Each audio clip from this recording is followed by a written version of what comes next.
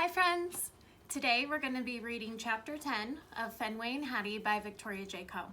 I really hope that you are liking the story so far, and we're about halfway through, so let's go ahead and see what happens in chapter 10. Chapter 10.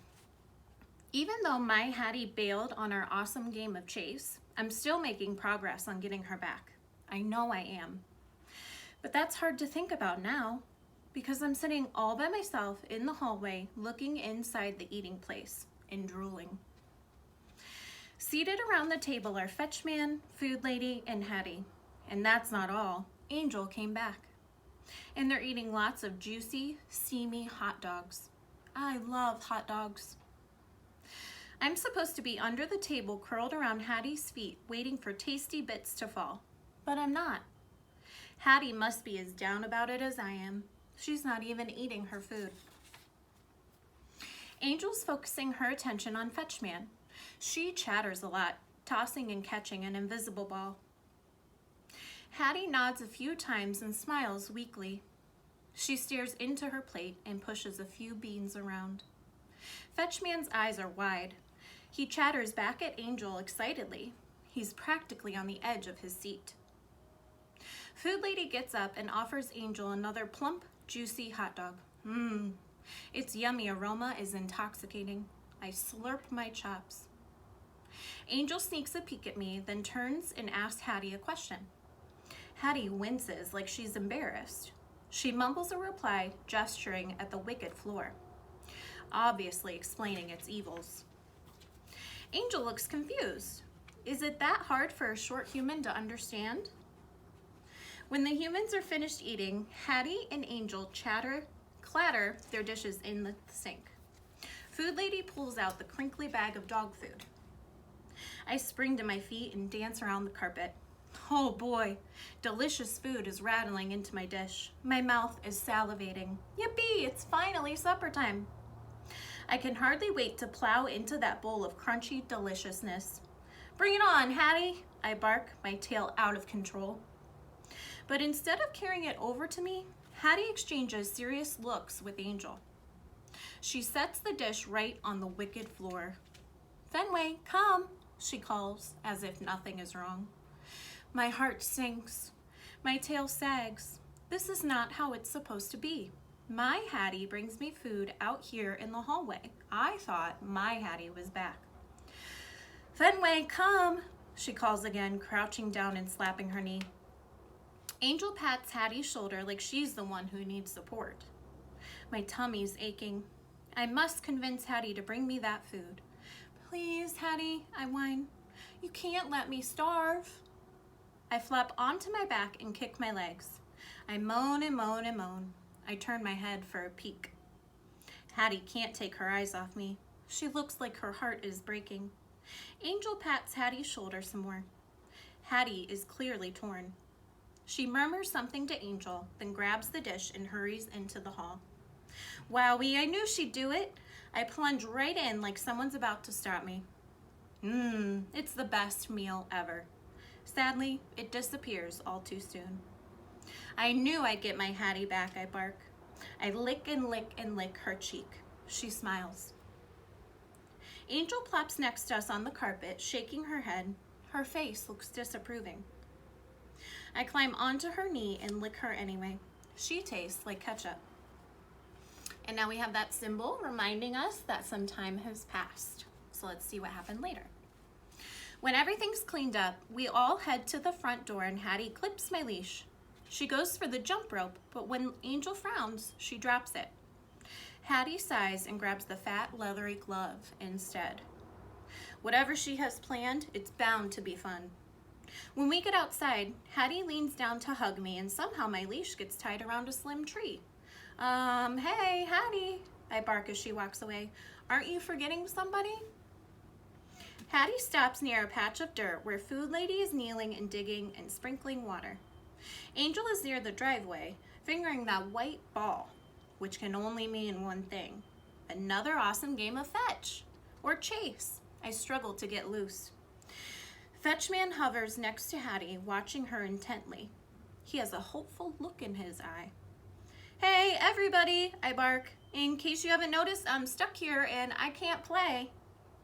They act like they can't hear me. Angel winds up and hurls the ball toward Hattie and Fetchman. Hattie stretches out to get it, but it bounces behind her and dribbles toward Food Lady in the dirt. I'm on it, you guys, I bark, leaping out as far as I can. It's a whisker beyond my reach. Hattie jogs right past me, looking annoyed or discouraged. She scoops up the ball and heads back. Unfair, unfair, I bark. I jump and twist even though it's no use. Fetchman rests his hand on Hattie's back. He talks into her ear, then stands aside, moving his arm like he's tossing a ball. Hattie nods. She strokes her cap a couple of times. She pulls her arm back and flings the ball at Angel. Fetchman starts clapping, but then stops as the ball sails over Angel's head. It lands on the driveway and begins rolling toward the street. Hattie's shoulders slump. Fetchman pats her back, his face encouraging. Angel is about to head after the ball when a strange sound makes us all stop in our tracks. Tinky tink tink-a-doo. Is it music like fluty birds? It's moving toward us. It must be exciting because Addie and Angel drop their fat gloves and squeal with glee. Do they know what this is? Fetchman does not appear the least bit curious. Food Lady does not even look up. She keeps on playing in the dirt like her sense of hearing is gone. The tinky tink tink-a-doo is getting louder and closer. Hattie skips up to Fetchman, who digs into his pocket. Smiling, he hands Hattie and Angel a couple of small, flimsy papers.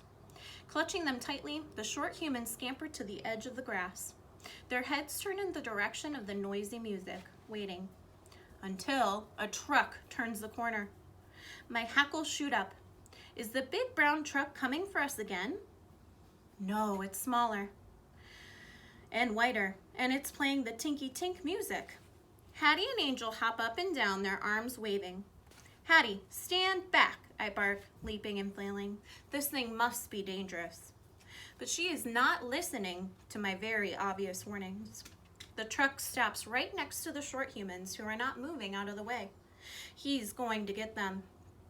Go away, we don't want you here, I bark at the truck. Like the big brown truck, this one has a human inside. He leans out the window.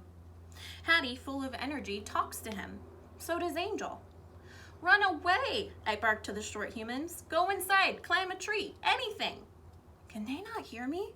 Fetchman or Food Lady either? Fetchman is over at the dirt chatting with Food Lady like everything's fine. Good thing I'm here to save the day. Except for the very big problem of the leash. I pull and pull, but there's no way I can reach Truckman. All I can do is bark. You'd better scram or else. Hattie gives him a flimsy paper. Angel does too. And just like that, Truckman disappears. Was he scared off by my dire warnings or the short humans chattering? Unfortunately, neither. Truckman returns and shoves something at the girls. Angel bounces impatiently. She reaches her hand toward the window. Is she trying to push Truckman back inside? I told you to leave, I bark. Even though it's useless, I lunge with all my might and snap, the leash breaks off. I rocket across the lawn. I'm heading right toward that truck at full speed. Food Lady and Fetchman spring up. They race over too, like they suddenly realize the danger the short humans are in. Fenway, Fenway, they're calling, as if I'm not already on the job. I arrive at the scene just as Angel has apparently figured out that she's no match for the musical truck. She turns to me, her eyes wide. Hattie starts shouting and waving her arms. Fenway, stop! Food Lady and Fetchman both scream. Go away! Leave these short humans alone! I bark, baring my teeth. I'm leaping higher than I've ever leaped before. I must reach that window. I leap extra high, but I still can't reach it. As I fall back down, I collide with Angel, who lets out a shriek. Next thing I know, white creamy globs are all over her clothes. Truckman is yelling. Food Lady and Fetchman are practically breathless. But somehow this does not prevent them from speaking very loudly. Angel pulls at her delicious smelling shirt like it's on fire. I taste a few drips as they fly off. sweet and frosty. I go in for a better lick. Angel jumps back. Her face is angry. Bad dog, she yells. Hattie squats down and grabs what's left of my leash. She shakes her finger at me. Fenway, she says with a very mad, you're in trouble voice. What did I do? No time to find out. My nose is detecting an irresistible blob of ice cream on the pavement. Talk about a distraction. Vanilla. And that is the end of chapter 10. Next time we will read chapter 11 together. I hope you enjoyed this part of the story. I'll see you next time. Bye.